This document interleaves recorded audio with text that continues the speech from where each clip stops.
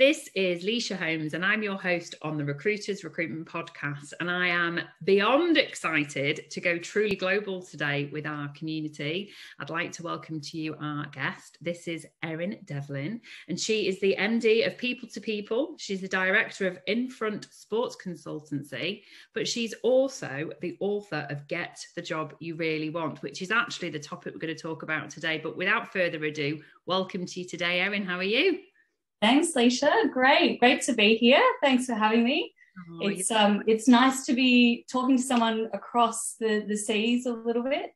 It's late here, it's early there, so I know, absolutely. I'm still drinking coffee, and you've just put your children to bed, and you're hopefully going to be getting yourself a decent night's sleep. We must do a thank you to our introducer, who is the awesome Greg Savage. He connected the two of us, didn't he? Yes. Greg and I go way back, so I have a lot to thank Greg for and to blame Greg for as well. He'll hate me for saying that, but no, a lot to thank him for in my career. I'm sure we will come on to that in more detail a little bit later on. So, just give us an overview of what your businesses actually do. Let's put some context around your recruitment provenance. Sure. Yeah, absolutely. So I look after the Victorian branch of People2people in Australia. So we've got about 100 consultants nationally. We're 8 offices across Australia and New Zealand, and been around about 16 years, turnover about 120 million each year. So I look after the Victorian team. We've, of course, been in lockdown for close to the past 2 years. So it's been an incredible journey to bring our team through that sort of experience. Then we've also got the Infront Sports business, which is where we work with professional athletes and coaches on career transition. So I've been doing that for over 11 years now, and that's incredibly rewarding. And then, of course, I wrote the book during COVID, actually, just sort of seeing how difficult it was for a lot of people in that job market, and I wanted to be able to share that knowledge. Mm-hmm. So it's busy. It certainly sounds like it, and you've got 3-year-old twins as well. So that's it. Looking very, I have to say, very glamorous and very chic. I mean, look, I've been following People2people on Instagram actually since Greg and I met at, he did a UK show a few years ago, and just your whole ambience as a business is joyful. You seem to have a really strong sense of community, and that was before COVID made it a trendy thing to say community. So I just want to applaud you for that. And I find the sports side really fascinating. That must be really intriguing, because very often in recruitment we look at people who are naturally sporty and competitive. So what do you see that there's a true synergy there? Oh, absolutely. And I think for me, it's something that I'm really passionate about and got into because I was actually previously a professional ballerina, believe it or not, with the Australian Ballet over here, and somehow finished that career, went and travelled the world with Emirates, and then came and started essentially registered as a temp, and then got into recruitment from there.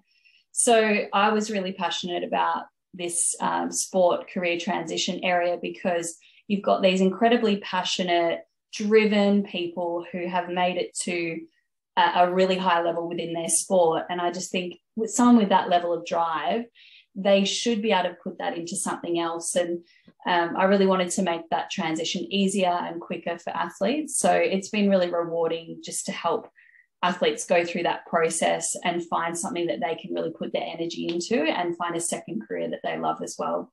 I absolutely love that. And although I have actually interviewed other guests for the Recruiters Recruitment Podcast who have come from sporting backgrounds, I think you are officially my first professional ballerina.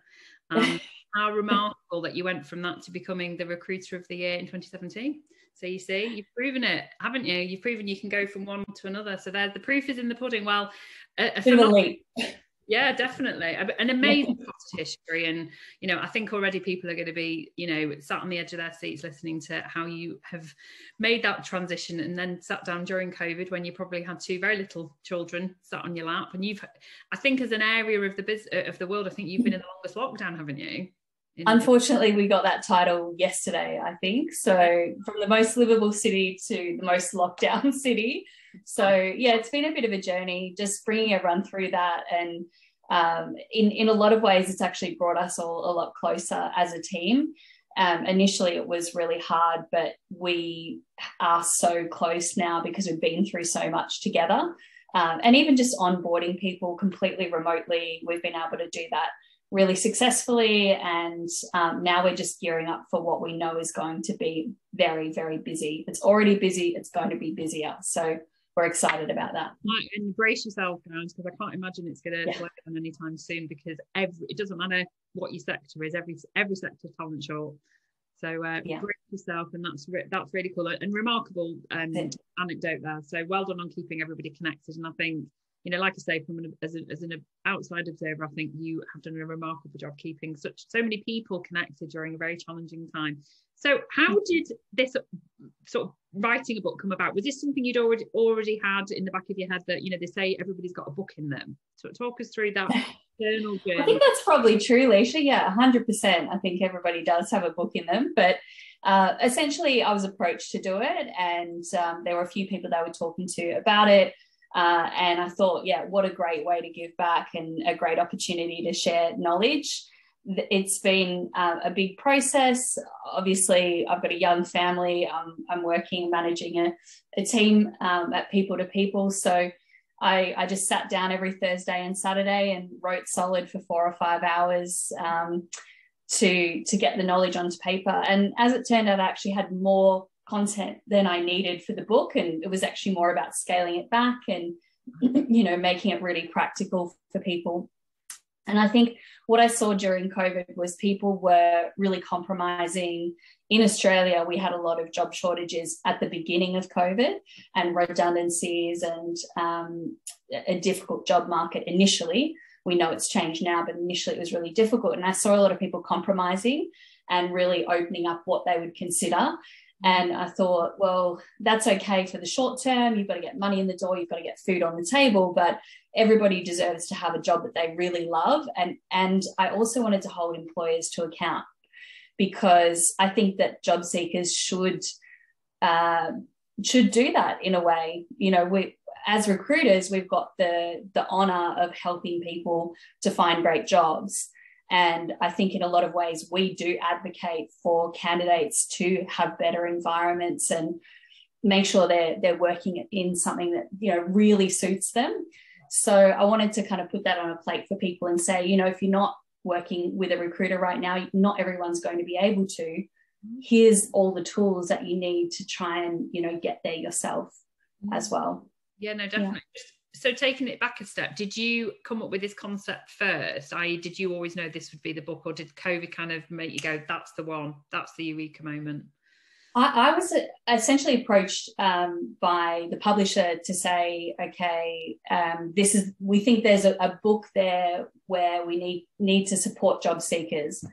And I said, I'd love to do that, you know, love to help with that. So essentially I put together a proposal with all the different chapters that I would like to write about. And the book, as you know, Leisha, goes from everything from, you know, career planning to your preparation to your job searching through to personal branding and LinkedIn, right through to interviewing and job offer management, all the things basically as a recruiter you would gear a candidate on or coach a candidate on to help them through their career.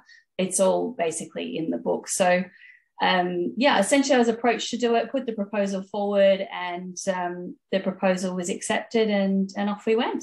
That's fantastic. And what I like about it is that it is an evergreen book. It's not just for COVID. That, like you say, this is going to be, somebody could pick this up on the bookshelf in 3-4 years time. And actually it's immaterial what their job is. They could be a programmer, they could be a lawyer, they could be a teacher. You're actually giving them almost a remote recruiter in their hand, or all the things that we use and do to ensure that the job search is geared up towards them rather than just trying to fill a job. And that's the spin on it that I really like. Yeah. And I think there have been so many times in my recruitment career where, you know, you have a conversation with a candidate and you have this fleeting moment where you actually want to help them, you want to help a little bit more, and you give what you can in the time, but you've also got other pressures and other things going on. And so it's so nice sometimes where, you know, there is someone that really needs that extra help, and I'll say, look, I'll send you a book, you know, and it just gives them that little bit of extra help. And that's been incredibly rewarding. And particularly with the athletes that I work with, you know, we've been including it in a lot of the services that we offer, and they've provided lots of great feedback. So for me, the reward is is just in having people actually come to me now and saying, I've got a job now, I love it, and I used all of your ideas and thank you so much. You know, that makes me happy that it helped them. Absolutely. And then hopefully they'll pass the book on. You know, that's the idea of it, isn't it? It becomes something where it's a self-perpetuating prophecy, I guess, that this is how people will support one another. So you sounded very disciplined in how you went about it. For someone who's clearly very strong on time management, I won't use the expression time poor, but you know, you're running two huge businesses, you've got two small children at home. You had to be disciplined. But did the ideas always come to you? Because I mean, I write a lot of blogs, I do a lot of content, and sometimes it just doesn't come. So if you know at that time, I could never be that. I don't think I could be that sort of formal with myself. How do you make? I think anyone that knows me, Leisha, I've always got plenty of content, plenty of ideas, and I think writing the initial proposal gave all the structure of all the topics that we wanted to cover, and then it was really just covering a topic a week, and then going through the editing process. So I typically structure things in that, you know, these might be the 10 ideas that I want to cover in the chapter, and then I'll just kind of download all the ideas, download all the writing, and then go back and edit it later. But I didn't find the writing difficult, to be honest. I really enjoyed the process of getting the editing was hard. That was definitely hard, going back and changing everything and rereading and taking on any of the editor's suggestions. But actually writing it was really nice just to know that you're getting all this information out that someone might actually use to help them. So instead of keeping it all up here. Yeah, absolutely. Intellectual property and all that. So just to go back a step, you mentioned that you had a few people that had sort of put this idea to you. How do you choose a publisher? How does somebody that's listening to this now think, right, you know, I've got this amazing idea for a book, it's on X, Y, and Z. How do they possibly do due diligence? That's a great question. And you mentioned his name before, Greg Savage. He's a person that connects people a lot. And Greg is the person who also recommended me to the publisher, along with there were other people that the publisher was interviewing for the process. So I think when you're a first-time author, maybe you don't have the pick of the bunch in terms of publishers. If you are coming up with the book idea and you're writing it yourself without publisher approval, you may have to approach quite a few different publishers, I imagine, or perhaps even self-publish it. I think the main thing is not to go in with the idea that it's necessarily going to be a bestseller. It would be great if it is, but I think having an intention beyond selling books is really important, because for me, I know it's been a real balance between having the book available and not wanting to mention it too much. I know we're actually talking about it a lot tonight, but, you know, I don't mention it a lot in my daily life because I don't want to be that person that is constantly spruiking her book. For me, it just is really nice to have when someone needs my help, I can at least give that to them. So I think if you are thinking of writing a book, it's having an intention beyond just selling books. It needs to be that you're either helping someone or it's got another intention behind it, and then it's worth doing, I think. Purpose. I was actually approached last year, funnily enough, and my cousin, who is not a recruiter, but he's a very, very successful marketing strategist. In fact, he does an awful lot over in Victoria. He's based in London. He's called Anthony Tasgall, and he writes books on storytelling, behavioural economics. He's a remarkable guy. And I just rang him, and he said exactly what you've just said. I mean, he's sold around the world for 20 years, and he said, never, ever go into writing a book if you want to make money. You do it because of your greater purpose, whether it's educating people, connecting people, whatever it might be. So that will really resonate with anyone that has read any of Anthony's books. And of course, your intention, I expect, when you sat down to write it, was never to be a finalist in the Australian Business Book Awards, which, as we record this now, you're waiting with bated breath to see whether you've won. Yes. And by the time we share this, we'll know the outcome. So, I mean, that's a pretty awesome thing to achieve with your first book. Yeah, it's really cool, actually. It's really nice. I think for me, it's definitely a secondary thing. It's really cool to have it. I think what has been really awesome with the opportunity, or the book opportunity, is it has given a platform for me to influence, and I've really enjoyed that. So, you know, if you're someone out there, you're thinking, do I write a book? It's about your greater purpose. It's about why are you doing the book? But also, you know, I know for me, there's been a lot of media opportunities out of the book, and that has connected me with people that have given me an opportunity to speak on topics about our industry, for example, and really advocate for all of the great work that we're doing in our industry, and to influence employers as well, because I really do think that employers have a responsibility to provide great workplaces. And every day as recruiters, we are constantly talking to our clients about, you know, flexibility and meaningful work, and whether it's you know, caring about your employee values, whether it's caring more about the environment or community or diversity. All of those things are so important, and a lot of employers are not quite there yet in terms of their thinking. So, you know, having this book, but also a media platform to talk about those things, has been great, because it means you can influence a little bit. You know, when you're getting people to, you know, think about what they're actually doing and look introspective. And of course, you know, you do also have the honour of being involved with the Australian and New Zealand staffing. Just say what it is again, because I didn't write. That's okay. The Recruitment Consulting and Staffing Association across Australia and New Zealand. So I'm a board director there, and that's been you know, incredibly rewarding as well. I'm sure it is. So with both those hats on, you're in a very privileged and responsible position to give that advice, and to allow people to really see that, you know, it's no good having these rhetorics around diversity, belonging and sustainability. You've actually got to make these things actually meaningful and real, because, you know, potential employees, you know, reading your book, watching your social media channels, and, you know, just talking to people that obviously work for People to People and yourself, they will know what they're talking about, and they'll start to be educated enough to ask these questions when they go for an interview. An interview is never, you know, tell me 3 things about yourself. It's got to be. Absolutely. And there's a couple of things linked to that, Leisha, that because I know a lot of your audience, you know, that you've got recruitment leaders, but also frontline recruiters as well. And one of the things we did a couple of years ago was really have a refresh of our offering as an employer, look at our not employer branding, because I think that's really just a front for who you are. It's not about how you brand yourself, it's about how you actually are as an organization. And we had a look at our total benefits package. But when I say benefits, I don't mean things just like money or wellness vouchers, which are all really cool. It's more like, what do we want culturally as an organization? So we looked right down to our values and got our team involved with really crafting those. And I think that's why you've seen it come through in our personality through social media, because it really is real. It's not just someone in a marketing team pumping something out that's not actually reflective of the inside.